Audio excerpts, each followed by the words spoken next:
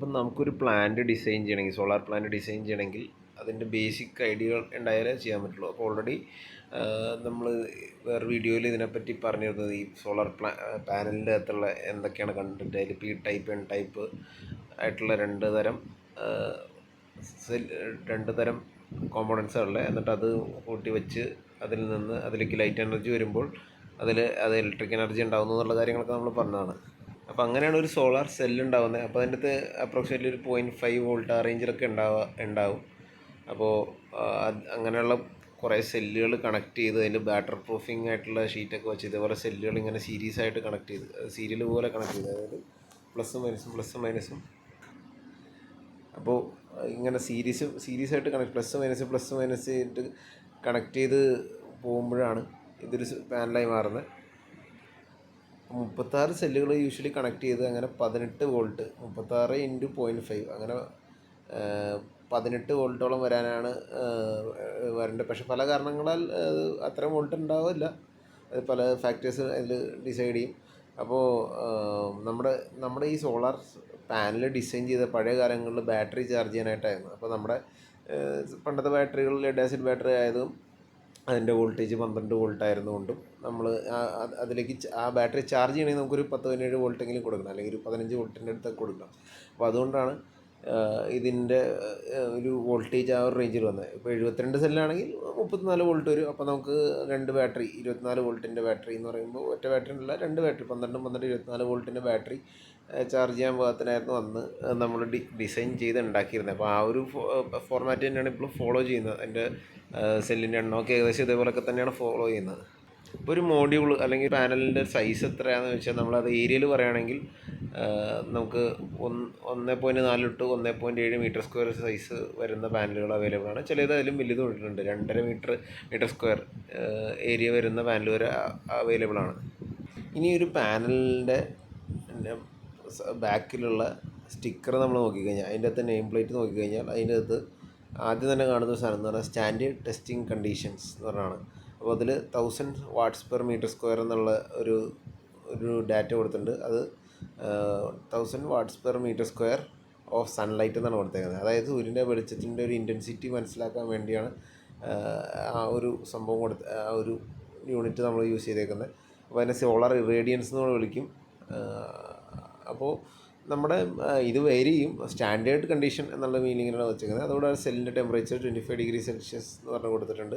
പിന്നെ air mass എന്ന് പറഞ്ഞൊരു വാല്യൂ ഉണ്ട് 1.5. അത് സൂര്യൻ്റെ പൊസിഷൻ അനുസരിച്ചിട്ടാണ്, ഓരോ സീസണിലുള്ള പൊസിഷനൊക്കെ അനുസരിച്ചുള്ളൊരു, അല്ലെങ്കിൽ ഭൂമിയും സൂര്യനായിട്ടുള്ളൊരു പൊസിഷൻ അനുസരിച്ച് അത് കോമൺലി 1.5 ആണ് എടുക്കുന്നത്. അപ്പം നമ്മളൊരു പാനൽ എടുക്കുമ്പോൾ അത് 100 വാട്ട്സ് പീക്ക് അല്ലെങ്കിൽ 100 വാട്ട്സ് എന്നൊക്കെ പറഞ്ഞതിൻ്റെ അർത്ഥം എന്ന് പറഞ്ഞു കഴിഞ്ഞാൽ ഈ മേൽപ്പറഞ്ഞ സ്റ്റാൻഡേർഡ് ടെസ്റ്റിംഗ് കണ്ടീഷനിലാണ് ഈ ഒരു 100 വാട്ട് കിട്ടുക എന്നുള്ളതാണ്. അപ്പോൾ അതിൻ്റെ അകത്ത് നിന്ന് എന്നിട്ട് അതിൽ ടോളറൻസ് എന്ന് പറഞ്ഞൊരു സാധനം കാണും, +or-5% എന്നൊക്കെ പറയുകയാണ്. അതിൻ്റെ അർത്ഥം എന്ന് പറഞ്ഞു കഴിഞ്ഞാൽ ഇപ്പോൾ 100 വാട്ടിൻ്റെ ഒരു പാനലാണെങ്കിൽ ആ പാനലിന് വേണമെങ്കിൽ 95 വാട്ട്സ് തരാം, അല്ലെങ്കിൽ 105 തരാം, കൂടുതലും കുറവൊക്കെ വരാം. അപ്പോൾ ആ ഒരു കാര്യമാണ് അതിൻ്റെ അകത്ത് നമ്മുടെ ഡാറ്റ ഷീറ്റ് അല്ലെങ്കിൽ നമ്മുടെ പാനലിൻ്റെ പുറകിലുള്ള ഇതിൽ കാണാം.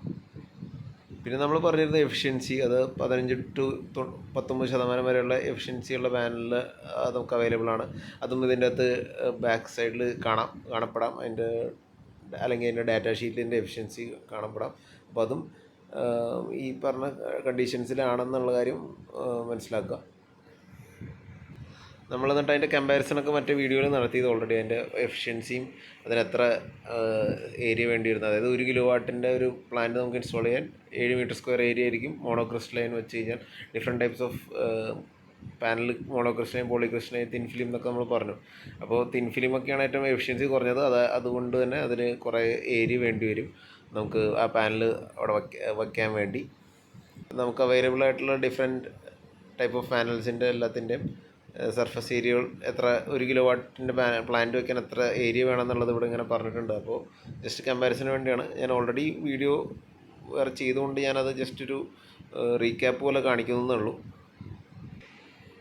പാനലിൻ്റെ ബാക്കിൽ തന്നെ നമ്മൾ പ്രധാനമായും കാണുന്ന ചില ടേംസിനെ പറ്റി നമുക്കൊന്ന് ഡിസ്കസ് ചെയ്യാം. അതിൻ്റെ അകത്ത് പ്രധാനമായി വരുന്ന സാധനം ഷോർട്ട് സർക്യൂട്ട് കറണ്ട് എന്നാണ്. അപ്പോൾ ഇത് നമ്മൾ പാനലിലെ പോസിറ്റീവും നെഗറ്റീവും കൂടി പ്ലസ് മൈനസും കൂടി കൂട്ടി യോജിപ്പിച്ച് കഴിഞ്ഞാൽ ഒരു പാനലിൻ്റെ തന്നെ പ്ലസ് മൈനസ് കൂട്ടി യോജിപ്പിച്ച് അത് ഷോർട്ട് സർക്യൂട്ട് ആയി എന്ന് പറയാം. അപ്പോൾ ആ ഒരു ടൈമിൽ അത് കൂടെ മാക്സിമം എത്ര കറണ്ട് പോകും എന്നുള്ള കാര്യമായിരിക്കും അതിൻ്റെ അകത്ത് മനസ്സിലാകുന്നത്. അപ്പോൾ അത് എത്രയും കൂടുതലാണോ അത്രയും നല്ലതാണ്. ശരിക്കും നമുക്ക് ഇത് ഷോർട്ട് ചെയ്ത് നോക്കണം എന്നല്ല നമ്മൾ പറയുന്നത്, അതാണ് അതിൻ്റെ ഒരു റീഡിംഗ് ആണ് മനസ്സിലാക്കുന്നത്. അപ്പോൾ അതിൻ്റെ വാല്യൂ കൂടുതലാണെങ്കിൽ ബെറ്റർ പാനലാണെന്നുള്ളത് നമുക്ക് മനസ്സിലാക്കി എടുക്കാൻ പറ്റും. അതായത് വേറെ 2 കമ്പനിയുടെ സെയിം വാട്ട്സിൻ്റെ 2 പാനൽ നമ്മൾ കമ്പയർ ചെയ്യുകയാണെന്ന് കരുതുക. അപ്പോൾ അതിൻ്റെ ഷോർട്ട് സർക്യൂട്ട് കറണ്ട് തമ്മിൽ കമ്പയർ ചെയ്ത് നമുക്ക് ആ പാനലിൻ്റെ ഒരു ബെറ്റർ അണ്ടർസ്റ്റാൻഡിങ് മനസ്സിലായി, ഇതാണ് ബെറ്റർ എന്ന് മനസ്സിലാക്കാം. പിന്നെ അതുപോലെ തന്നെയുള്ളൊരു important parameter open circuit voltage VOC എന്ന് പറഞ്ഞത്. അപ്പോൾ ഇതിൻ്റെ അകത്ത് നേരെ ഓപ്പോസിറ്റ്, നമ്മളിപ്പോൾ ഷോർട്ട് ചെയ്തതിന് വരെ ഓപ്പൺ ആയിട്ട് കിടക്കുന്നു, വേറെ ലോഡൊന്നും കണക്ട് ചെയ്തിട്ടില്ല. ആ ഒരു ടൈമിലുള്ള എത്ര വോൾട്ടേജ് അത് ജനറേറ്റ് ചെയ്യുന്നു എന്നുള്ളത് നമ്മൾ മൾട്ടിമീറ്റർ വെച്ച് നോക്കിയാൽ, അതിൻ്റെ പ്ലസിലും മൈനസും മൾട്ടിമീറ്റർ വെച്ച് നോക്കിയാൽ കിട്ടുന്ന ഒരു വാല്യൂ ആണ് ഓപ്പൺ സർക്യൂട്ട് വോൾട്ടേജ് എന്ന് പറയുന്നത്. അപ്പോൾ അതും ബെറ്റർ ആണെങ്കിൽ ബെറ്റർ പാനലാണെന്നുള്ളത് മനസ്സിലാക്കാം. പിന്നെ മാക്സിമം പവർ എന്ന് പറഞ്ഞത് ഏറ്റവും കൂടുതൽ ഇതിൻ്റെ അകത്ത് പവർ പ്രൊഡ്യൂസ് ചെയ്യാൻ പറ്റും, എത്ര പവർ പ്രൊഡ്യൂസ് ചെയ്യാൻ പറ്റും എന്നുള്ള ഒരു ഐഡിയ കിട്ടാൻ, അതായത് മാക്സിമം കറണ്ട് മാക്സിമം വോൾട്ടേജ് വന്ന് ഏറ്റവും പവർ കിട്ടാൻ സാധ്യതയുള്ള ഒരു പോയിൻ്റ്, ആ പവർ, അതാണ് മാക്സിമം പവർ എന്ന് പറയുന്നത്. നമ്മളിപ്പോൾ അതിൻ്റെ അകത്ത് ഗ്രാഫ് വരയ്ക്കുകയാണെങ്കിൽ ഷോർട്ട് സർക്യൂട്ട് കറണ്ടും വോൾട്ടേജും ഇവിടെ വരച്ചേക്കണ കാണാം, ഓപ്പൺ സർക്യൂട്ട് വോൾട്ടേജും വരച്ചേക്കണ കാണാം. അപ്പോൾ അതിനിടയിൽ ഒരു ഷോർട്ട് സർക്യൂട്ട് കറണ്ട് ഒരു 2.7 ആണെങ്കിൽ നമുക്ക് മാക്സിമം കറണ്ട് ശരിക്കും 2.5 വരുന്നുള്ളൂ. അതുകൂടാതെ ഇവിടെ ഓപ്പൺ സർക്യൂട്ട് വോൾട്ടേജ് ഒരു 23 ആ റേഞ്ച് വരുവാണെങ്കിൽ ഇവിടെ മാക്സിമം വോൾട്ടേജ് എന്ന് പറഞ്ഞാൽ ഒരു 18 ആ റേഞ്ച് വരുന്നുള്ളൂ. അപ്പം നമുക്ക് മാക്സിമം പവർ ഈ 18ഉം ഈ 2.5 കൂടിയൊക്കെ ആയിട്ട് ഗുണിക്കുമ്പോൾ കിട്ടുന്ന ഒരു വാല്യൂ ആയിരിക്കും അവിടുത്തെ മാക്സിമം പവർ എന്ന് പറയുന്നത്. അതായത് ആ ഒരു പാനലിൽ ഏറ്റവും മാക്സിമം പവർ ജനറേറ്റ് ചെയ്യാൻ നല്ല, അത് ഡിപ്പെൻഡ്സ് ഓൺ ദ കണ്ടീഷൻ. അപ്പം ആ പവറാണ് അതിൽ നിന്ന് കിട്ടുക. അപ്പം നമ്മൾ ഈ പ്ലാന്റൊക്കെ ഡിസൈൻ ചെയ്യുമ്പോൾ അതിൽ യൂസ് ചെയ്യുന്ന ഇൻവെർട്ടറും അല്ലെങ്കിൽ അതിൽ യൂസ് ചെയ്യുന്ന കൺട്രോളേഴ്സ് എല്ലാം ഈ മാക്സിമം പവർ, ആ ഒരു പർട്ടിക്കുലർ ടൈമിലെ മാക്സിമം പവർ എന്താണോ എന്ന് മനസ്സിലാക്കി അത് നമുക്ക് ജനറേറ്റ് ചെയ്ത് തരാൻ ശ്രമിച്ചുകൊണ്ടിരിക്കും, അല്ലെങ്കിൽ അതിൽ നിന്ന് ട്രാക്ക് ചെയ്തെടുക്കാൻ ശ്രമിച്ചുകൊണ്ടിരിക്കും. ഇത് ഒരു ഉദാഹരണം കാണിക്കുകയാണ്. നമ്മുടെ ഒരു സൂര്യൻ്റെ വെളിച്ചം 1000 Watt/m², അതായത് സ്റ്റാൻഡേർഡ് ആയിട്ടുള്ള ഒരു കണ്ടീഷനാണെന്ന് വിചാരിക്കുക, ഡേ ലൈറ്റിലുള്ള ഒരു കണ്ടീഷൻ. ഇപ്പോൾ ഒരു സെല്ല് 16% എഫിഷ്യൻ്റുള്ള സെല്ലിൽ ഔട്ട്പുട്ട് കിട്ടുന്നതാണ് കാണിക്കുന്നത്. അതായത് 1000 കൊടുത്തു കഴിഞ്ഞാൽ നമുക്ക് കിട്ടുന്ന 1.6 ആണ് ഉള്ളൊരു രീതിയിൽ അത് മനസ്സിലാക്കാം. അപ്പോൾ അതേസമയം തന്നെ സൂര്യൻ്റെ വെളിച്ചം കുറയുമ്പോൾ, അതായത് 600 Watts/m² എന്നുള്ളൊരു അവസ്ഥയിൽ വരുമ്പോൾ നമുക്ക് കിട്ടുന്നത് 0.96 വാട്ട്സ് ആണ്. അതായത് ഒരു വാട്ടിനെക്കാളും താഴെയുള്ളതാണ്. ഒരു സെല്ലിൻ്റെയാണ് കാണിക്കുന്നത്. അപ്പോൾ ഒരു പാനലിനെ അതേപോലെ നമുക്ക് മനസ്സിലാക്കി എടുക്കാവുന്നുള്ളൂ. അപ്പോൾ അതാണ് നമ്മുടെ കണ്ടീഷൻ മാറുന്നതനുസരിച്ച് ഈ കിട്ടുന്ന പവർ വ്യത്യാസപ്പെടും എന്നുള്ളതാണ് ഇതിൽ മനസ്സിലാക്കുന്നത്. പിന്നെ അതുകൂടാതെ തന്നെ ഒരു ഇമ്പോർട്ടൻറ്റ് ഘടകമാണ് സെല്ലിൻ്റെ ടെമ്പറേച്ചർ. നമ്മൾ കണ്ടു സ്റ്റാൻഡേർഡ് കണ്ടീഷൻ 25°C എന്നാണ്. അപ്പോൾ അതിൽ നിന്ന് മാറിക്കഴിഞ്ഞ് കഴിഞ്ഞാൽ എത്രത്തോളം ഔട്ട്പുട്ട് കുറയും എന്നുള്ളതാണ് കാണിക്കുന്നത്. അതായത് 100% നിന്ന് 25°C നമ്മൾ പ്രോമിസ് ചെയ്ത അത്ര ഔട്ട്പുട്ട്, അതായത് 100 വാട്ടിൻ്റെ ഒരു പാനലാണെങ്കിൽ 100 വാട്ട് തന്നെ തരും. എന്നാൽ ടെമ്പറേച്ചർ 25 നിന്ന് മുമ്പോട്ട് പോകും തോറും പ്രൊഡ്യൂസ് ചെയ്യുന്ന വ്യത്യാസം വരും. ഉദാഹരണത്തിന് 45°C, അതായത് 20° കൂടി. അങ്ങനെയാണെങ്കിൽ നമുക്ക് 100 വാട്ടിൻ്റെ കിട്ടേണ്ട സ്ഥാനത്ത് 90 വാട്ടേ കിട്ടുള്ളൂ. അപ്പോൾ അങ്ങനെ ടെമ്പറേച്ചർ കൂടുന്നതനുസരിച്ച് അതിൻ്റെ എഫിഷ്യൻസി കുറയും, അല്ലെങ്കിൽ അതിൻ്റെ ഔട്ട്പുട്ട് കുറയും എന്നുള്ള കാര്യം നമ്മൾ മനസ്സിലാക്കുക. അപ്പം നമ്മൾ ഈ ഗ്രാഫുകളൊക്കെ അതിന് വേണ്ടി തന്നെയാണ്, ഇത് മനസ്സിലാക്കാൻ വേണ്ടി തന്നെയാണ് ഇതിൻ്റെ ഗ്രാഫുകൾ കാണിക്കുന്നത്. ഇതിൽ ഒരു വോൾട്ടേജും കറണ്ട് തമ്മിലുള്ള ഗ്രാഫ് കാണാം. അപ്പോൾ നമ്മുടെ പ്രൊഡക്ഷൻ കൂടുന്ന അവസ്ഥയും കുറയുന്ന അവസ്ഥയും, അതായത് ഇവിടെ നമുക്ക് തരുന്ന സൂര്യൻ്റെ വെളിച്ചം കൂടുമ്പോൾ Watts/m², അതായത് kW/m², അതായത് 1250 Watts/m² ആണ് ഈ 1.25 kW/m² എന്ന് എഴുതിയേക്കുന്നത്. 1000 Watts/m² ആണ് ഈ 1 kW/m² എന്ന് എഴുതിയേക്കുന്നത്. എല്ലാം സെയിം കാര്യം തന്നെയാണ്. അപ്പോൾ നമുക്ക് സൂര്യൻ്റെ വെളിച്ചം കൂടുന്നത് 1250 ഉള്ളപ്പോൾ കൂടിയ ഔട്ട്പുട്ടുകൾ കിട്ടുന്നുണ്ട്. ആ ഗ്രാഫ് മുകളിലായിട്ടിരിക്കുന്നുണ്ട്. ഒരു 1000 Watts/m² ആകുമ്പോൾ കമ്പാരിറ്റീവ്ലി കുറവാണ്. അതിലും താഴെ വരുമ്പോൾ 750 Watts/m² ആകുമ്പോൾ നമുക്ക് വീണ്ടും കുറയുന്നത് കാണാം. അപ്പോൾ ഇത് ലൈറ്റിൻ്റെ ഇൻറ്റൻസിറ്റി, അതായത് സൂര്യൻ്റെ റേഡിയൻസ് അനുസരിച്ച് കൂടുതലും കുറയുന്ന ഒരു ഗ്രാഫാണ് കാണിക്കുന്നത്. ഇവിടെ ഈ ഗ്രാഫിൽ കാണുന്നത് ടെമ്പറേച്ചർ അനുസരിച്ച് കൂടുതലും കുറയുന്നതാണ്. അപ്പോൾ 0°യിൽ ഇങ്ങനെയാണ് ഇരിക്കുന്നത്. 25° ആണ് നമുക്ക് വേണ്ട കണ്ടീഷൻ കറക്റ്റ്. അപ്പോൾ അതിൽ നിന്ന് ടെമ്പറേച്ചർ കുറഞ്ഞാൽ കുഴപ്പമില്ല, നമുക്ക് മുമ്പോട്ടാണ് പോകുന്നത്. ഇവിടെ 50 ഡിഗ്രി ആകുമ്പോൾ ബാക്കിലേക്ക് വോൾട്ടേജ് പ്രൊഡക്ഷൻ കുറഞ്ഞു പോകുന്ന കാണാം. ഈ നമുക്ക് ടെമ്പറേച്ചർ കൂടുന്നതനുസരിച്ച് 10% വരെ നഷ്ടപ്പെടാമെന്നാണ് പറയുന്നത്. അത് ഡർട്ട്, അതായത് നമ്മുടെ മണ്ണും പൊടിയൊക്കെ പിടിച്ച് കഴിഞ്ഞാൽ 3% കുറയാം. പിന്നെ മാനുഫാക്ചേഴ്സ് ടോളറൻസ്, നമ്മൾ മാനുഫാക്ചർ പറഞ്ഞാൽ കൃത്യമായിട്ടുള്ള ഔട്ട്പുട്ട് കിട്ടണമെന്നില്ല, അതിന് 3% കുറഞ്ഞ് വരാം. പിന്നെ ഷെയ്ഡ് വന്നു കഴിഞ്ഞാൽ എന്തെങ്കിലും നിഴൽ വരുമ്പോഴുള്ള കുറവ് 2% വരാം. പിന്നെ നമ്മൾ വയ്ക്കുന്നതിൻ്റെ ആംഗിൾ ഒരു ഇമ്പോർട്ടൻ്റ് ആണ്. 1% വരെ ആംഗിൾ കാരണം നഷ്ടപ്പെടാം.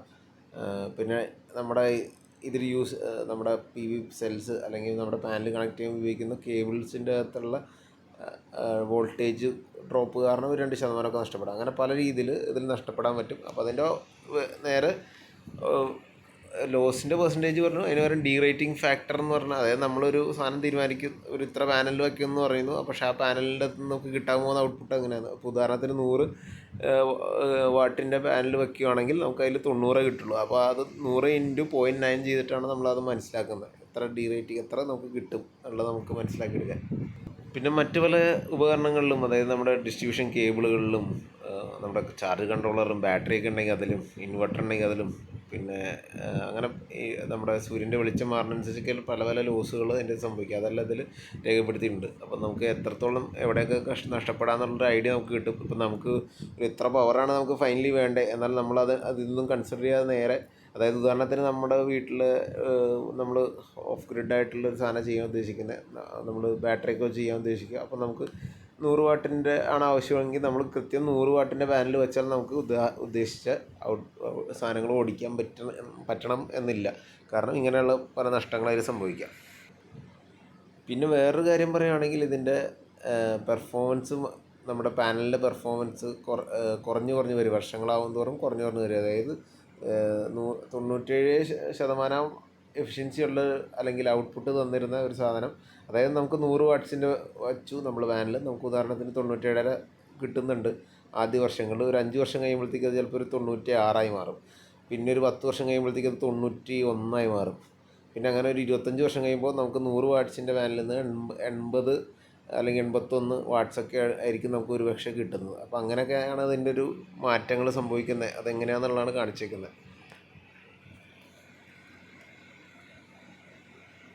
ഇതിപ്പോൾ ഓൺലൈനിൽ നിന്ന് അദാനിയുടെ ഒരു അദാനി സോളാർ പാനൽ, അദാനി എന്ന് പറയുന്ന കമ്പനിയുടെ സോളാർ പാനലിൻ്റെ ഒരു കാറ്റലോഗ് നമ്മൾ ഡൗൺലോഡ് ചെയ്തേക്കാണ്. അപ്പോൾ അത് മോണോഫേഷ്യൽ PV മോഡ്യൂൾസ് എന്നൊക്കെ പറഞ്ഞുള്ള ഡീറ്റെയിൽസ് കൊടുത്തിട്ടുണ്ട്. അപ്പോൾ അത് അങ്ങനെയുള്ള ഡീറ്റെയിൽസ് എന്താണെന്നുള്ളത് നമുക്ക് MPPT type perc half cut എന്നൊക്കെ പറഞ്ഞിട്ടുണ്ട്. അപ്പോൾ അതൊക്കെ എന്താണെന്നുള്ളത് നമുക്ക് വിശദമായിട്ട് വേറെ വീഡിയോയിൽ നോക്കാം. അപ്പോൾ ഈ അദാനിയുടെ കമ്പനിയുടെ പാനൽസ് മോഡ്യൂൾ എഫിഷ്യൻസി 21% വരെ ഓഫർ ചെയ്യുന്നു എന്നൊക്കെയാണ് പറയുന്നത്. ലോ ലൈറ്റിലും പെർഫോം ചെയ്യും ഉള്ള കാര്യങ്ങൾ പറയുന്നുണ്ട്. പിന്നെ അതുകൂടാതെ അതിൻ്റെ ടെക്നോളജിയെ പറ്റി പറയേണ്ടത് MBB സെൽ ടെക്നോളജി എന്നൊക്കെ പറഞ്ഞിട്ടുണ്ട്. അപ്പോൾ അതെന്താണെന്നൊക്കെ നമുക്ക് വേറൊരു ഇതിൽ നോക്കാം. പിന്നെ ആൻറ്റി മൈക്രോ ക്രാക്കിംഗ് പെർഫോമൻസ് ഉണ്ട് എന്ന് പറയുന്നുണ്ട്. അതായത് നമ്മുടെ പാനൽ വെയിലെ കൊണ്ട് ക്രാക്ക് ചെയ്യാനുള്ള സാധ്യതകൾ അതിലേറ്റവും ലീസ്റ്റാണ്. ലോവർ കോസ്റ്റിൽ ക്രാക്കിംഗ് കുറച്ച് ഉള്ളൊരു സെറ്റപ്പാണ് ചെയ്തേക്കുന്നതെന്ന് പറയുന്നുണ്ട്. പിന്നെ എക്സലൻറ്റ് PID റെസിസ്റ്റൻസ് എന്ന് പറയുന്നുണ്ട്. അപ്പോൾ അതിൽ പൊട്ടൻഷ്യലി ഇൻഡ്യൂസ്ഡ് ഡീഗ്രഡേഷൻ എന്നാണ് അതിൻ്റെ പറയുന്നത്. അപ്പോൾ അതിനെപ്പറ്റി വിശദമായിട്ട് നമുക്ക് പറയാം. സിമ്പിളായിട്ട് പറയുകയാണെങ്കിൽ നമുക്ക് ഒരു പാനലിൻ്റെ അകത്ത് ലീക്കേജ് കറണ്ട് ഉണ്ടാകുന്ന ഒരു അവസ്ഥയാണ്. അതായത് നമ്മൾ പല സെല്ലുകൾ കണക്ട് ചെയ്തിട്ടാണ് ഒരു പാനൽ ഉണ്ടാക്കിയെന്ന് നമ്മൾ പറഞ്ഞല്ലോ. അപ്പോൾ ആ പാനലുകളുടെ ഓരോ സെല്ലുകൾ തമ്മിൽ കൃത്യം നമ്മൾ പറഞ്ഞു 0.5 വോൾട്ട് വെച്ചൊക്കെയാണ് ഉണ്ടാകുന്നതെന്നൊക്കെ നമ്മൾ കഥ പറഞ്ഞു. പക്ഷേ ഓരോ സെല്ലും വ്യത്യസ്തമായതുകൊണ്ട് തന്നെ അതിൽ ചെറിയ ഡിഫറൻസ് ഉണ്ടാകും. അപ്പോൾ അതുമൂലം മറ്റു പല കാരണങ്ങളാൽ അതിൻ്റെ അകത്ത് ഈ ഡിഫറൻസൊക്കെ ഉള്ള കാരണം ചില ലീക്കേജ് കറണ്ടുകൾ നമ്മുടെ പാനലിൻ്റെ അകത്ത് ഇൻറ്റേർണലായിട്ടുള്ള ലീക്കേജ് കറണ്ടുകൾ ഉണ്ടാവുകയും അത് ഈ പാനലിൻ്റെ പ്രവർത്തനത്തെ ബാധിക്കുകയും വർഷങ്ങളിൽ നിന്ന് ആ ഒരു കാര്യങ്ങൾ കുറയ്ക്കും. അപ്പോൾ അങ്ങനെയുള്ള ഇതിനെ ചെറുത്ത് നിൽക്കാൻ വേണ്ടി ഈ ഇൻഡ്യൂസ്ഡ് ഡിറ്ററേഷൻ കുറയ്ക്കാൻ വേണ്ടിയുള്ള ടെക്നോളജിക്ക് ഉപയോഗിച്ച് ഇതിൽ എക്സലൻറ്റ് PID റെസിസ്റ്റൻസ് ഉള്ള ഒരു പാനലാണെന്ന് ഇവർ പറയുകയാണ് ഇതിൻ്റെ അത്. പിന്നെ നമ്മൾ നേരത്തെ കണ്ട അതേപോലത്തെ ഗ്രാഫ് തന്നെ അദാനിയുടെ ഇതിലും കാണിച്ചിട്ടുണ്ട്. അതിൻ്റെ അകത്ത് ഡീഗ്രഡേഷൻ 100%-ൽ നിന്ന് എത്ര കുറയും എന്നൊക്കെ ഉള്ള ഒരു ഗ്രാഫാണ്. അപ്പോൾ സാധാരണ ആൾക്കാരുടെയും കമ്പയർ ചെയ്യുന്നുണ്ട്. അപ്പോൾ അദാനിയുടെ കമ്പാരിറ്റീവ്ലി മുകളിലാണ് നിൽക്കുന്നത് എന്നുള്ള ഓരോ വർഷത്തിലും. സാധാരണ ഒരു പാനൽ ഒരു 15 വർഷം കഴിയുമ്പോൾ 90% തന്നെങ്കിൽ ഈ പാനൽ 95 തരുന്നുള്ള പോലെയുള്ള ഒരു ഗ്രാഫാണ് കാണിച്ചേക്കുന്നത്. പിന്നെ നമ്മൾ ഇതിൻ്റെ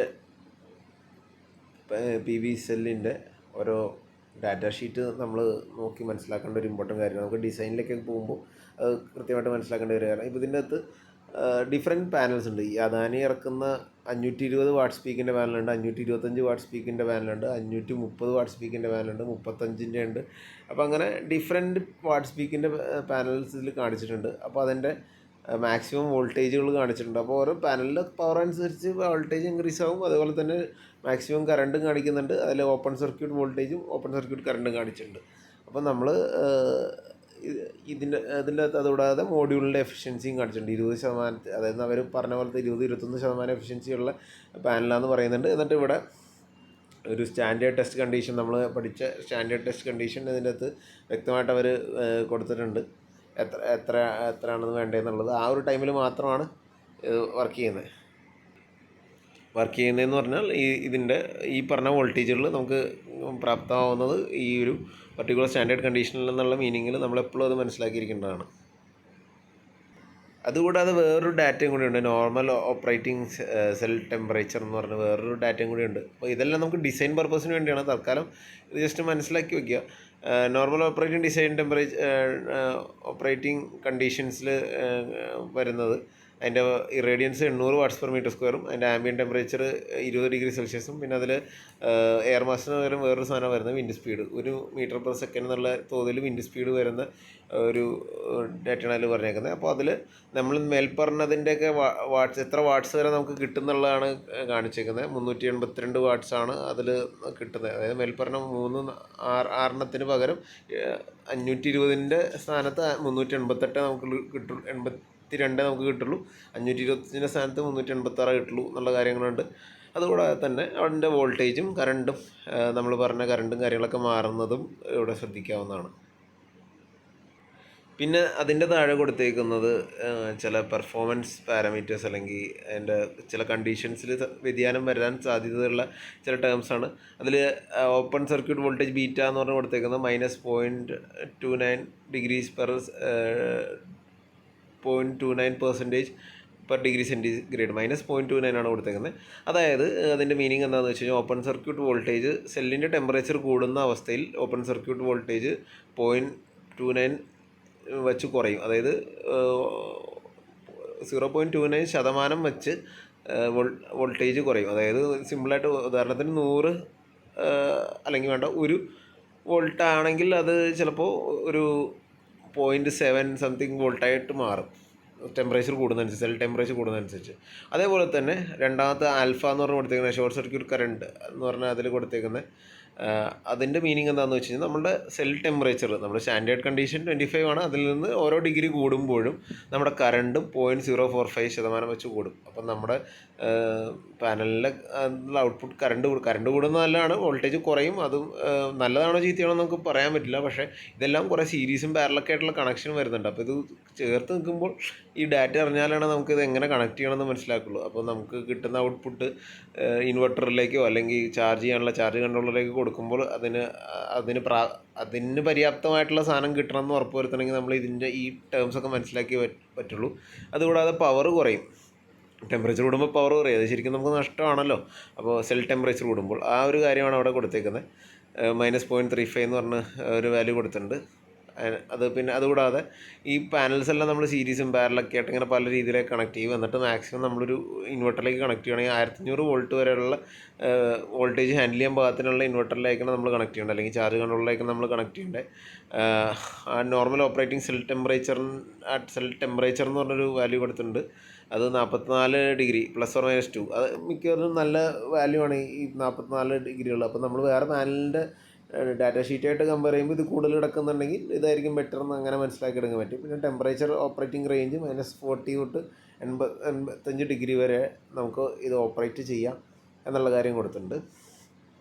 അതിൻ്റെ മെക്കാനിക്കൽ ഡാറ്റയാണ്. അതിൻ്റെ നീളം 2.2 മീറ്റർ വീതിയും കാണിച്ചിട്ടുണ്ട്. ഹൈറ്റ്, അതിൻ്റെ തിക്നെസ് കാണിച്ചിട്ടുണ്ട്. എത്ര കിലോ വരും എന്നുള്ളത് കാണിച്ചിട്ടുണ്ട്.